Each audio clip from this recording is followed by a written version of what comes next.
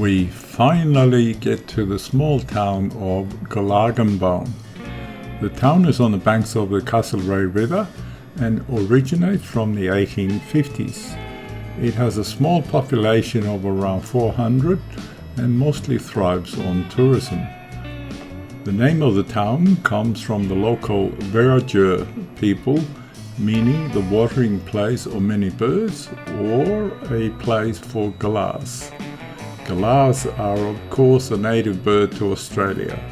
They are a pink and grey cockatoo with its loud behaviour as they congregate in flocks.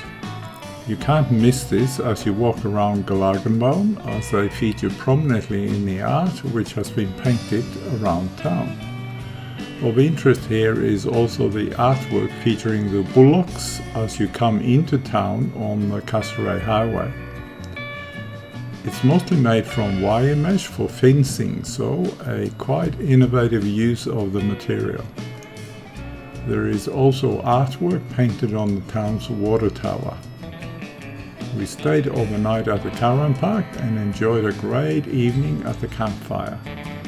I'll put some photos at the end so you can see some of these interesting things around town.